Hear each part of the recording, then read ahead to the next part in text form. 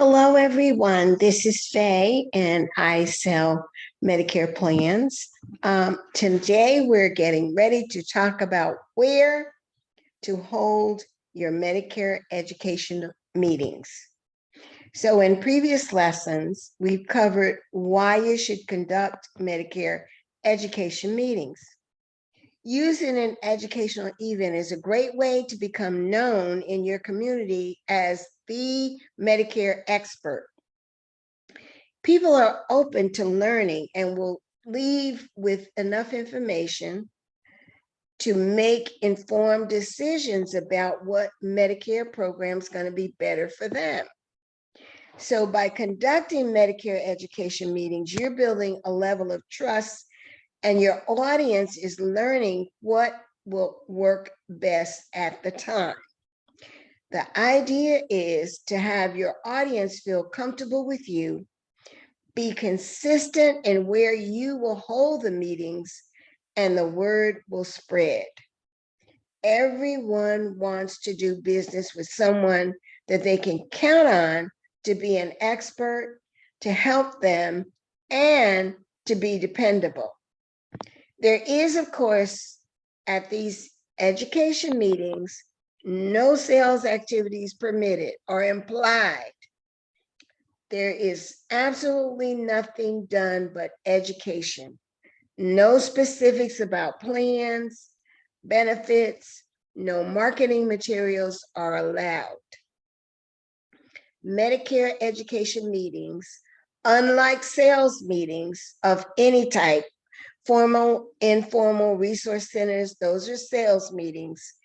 Education meetings do not need to be filed with CMS.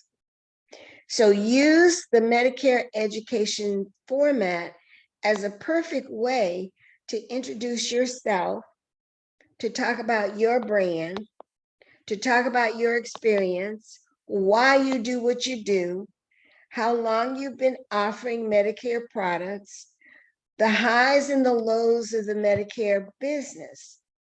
And above all, be ready to answer questions. Research any questions that you don't know the answers to and get back to the individuals that have asked you those questions. Now let's get into where to hold Medicare education meetings. All Medicare educational events must be hosted in a public venue. These meetings cannot be held in someone's home. And if you run an in-home office, you cannot hold educational meetings in your home. The Medicare education meeting must be held outside of your in-home office. Now, if you have an office that's a public space that is handicap accessible, have the handicap parking identified, there's easy access, meaning if it's upstairs or there's stairs involved, there's an elevator. If it's a comfortable space, it's a safe environment, then you can host educational meetings in your office. But no matter which venue you choose, be certain that it is comfortable, easy access for the individuals to come. When you market for the Medicare educational meeting, ask for RSVPs. And as you follow up with the RSVPs that you have, ask the number of people who will be attending. A comfortable size audience would be about 10 to 12 people, and absolutely no more than 20. If you're having more than 20 people responding, then you need to have more frequent meetings, or you can have one meeting after the other. You can always take a waiting list from your RSVPs and set another time. If you're working alone, then less than 10 is best. And you're better able to actually work the room before the meeting starts and after the meeting starts when you have less than 10 people and you're working alone. Remember, Medicare educational meetings cannot be a one-on-one. There must be at least 2 potential enrollees for a meeting to be considered an educational event.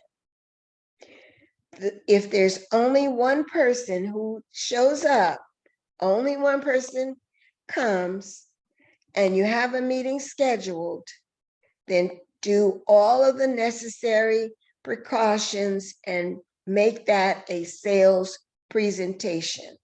Do your scope of appointment, introduce yourself, let them know who you are, and let them know what you're going to talk about. Now, at the educational meeting, you can set appointments, you can get scopes of appointments, and you can pass out your business card for follow-up after the presentation. The entire idea here is to not appear salesy or pushy at all. So where are we having these meetings? Public places. Find the public places where seniors will feel safe in your area. The first place that comes to mind for me is the library. Many libraries will not charge for education meetings. Some will allow refreshments, others will not allow refreshments. Some will allow refreshments, but you then have a charge if you bring in refreshments. Ask at your local libraries, what does it entail to have the room for 2 hours for an education meeting? If they only give it to you for an hour, you could work with an hour, but ask for 2 because you need a little bit of time to get in, get set up, and then have people come in and get all prepared. Seniors in your neighborhood, seniors in your communities will know where the libraries are located. And where there's public transportation, most times there's a bus that goes near the library. So libraries would be my number 1 choice. Check with your local librarian. Sometimes the library club at the library has a senior day, or you can choose the day that works best for you. The second place that I would think about would be local senior eating places. Many of these places are open for breakfast and lunch, and they close around 2 or 3 in the afternoon. So seniors know where these places are because they have breakfast specials and they have lunch specials. So the seniors frequent there. Find out where the seniors in your communities are eating. A lot of them are not eating at home, they're eating out. Where do they go? Even if they go out only once a week, where is it? The restaurants where the seniors frequent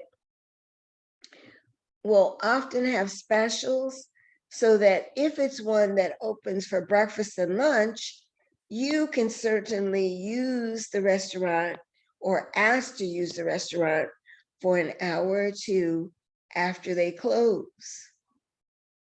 Have your meeting then. It's still daylight. The seniors know where it is. They know that they can come there and they feel comfortable. Work out with the restaurant owner what you can serve that can be within your budget. Coffee and a slice of pie, coffee and a slice of cake, coffee and a slice of Danish, or if it's in the summertime, a bowl of ice cream. anything that's going to work within a not so pricey budget for you. Pay the restaurateur to use the restaurant after hours, 1 day a month, for a couple of hours. And then, of course, pay them for the refreshments that you're going to serve. So therefore, that's a win-win. It will be well worth it for you to work that out with them. Another place would be hotels. The hotels are going to be a little more pricey, but hotels will always have clean conference rooms. They'll have the overhead projection screens. They'll have those kinds of audiovisual materials that you may want to use. And they may or may not offer coffee and tea. But one thing about the hotels, it will be pricier, but they'll have spacious areas for social distancing, and they would have plenty of parking. So think about public places. Let your imagination flow with the places that are within the community that you are working. Contact your churches. Which of the churches have event halls? Which of them have social gathering places? What are the community centers? Where are the community centers in your community? What about senior centers? Senior centers may or may not be open to public meetings now, but you will not know unless you ask. Also, there are the senior housing complexes. That's definitely going to be a comfortable, safe place for the residents because that's where they meet now. That may be where they all go to get their meals. That may be where other items are distributed for them throughout the month. Check your senior housing complexes. So these are some of the places that you should think about and use those places to set up where your meetings will be. Think consistently. The days and times of your meetings should work best for when you think your audience will be attending. By using the tracker sheet that you've downloaded earlier, start with Tuesday, Wednesdays, and Thursdays as your meeting days. Those are generally the best days to hold the educational seminars. And after you've done this, give it at least 3 months. After you've done this for 90 days, you're able to see what times work best, which places work best. You want to choose a day and a time that's friendly for the seniors and something that's going to work for their schedule as well as yours. Typically, Mondays and Fridays are a bit sluggish for seniors if they've had a long weekend or they have doctor's appointments, but Tuesday, Wednesdays, and Thursdays are generally the better days to hold the educational seminars. Weekends can be very tricky because even though seniors aren't working, they tend to do leisure time things, get ready for church, and that's, just a whole preparation for them. So weekends aren't very, very good. So I would suggest stick with Tuesday, Wednesday, or Thursday. And I hold seminars at 10 a.m., 1 p.m., and 6 p.m.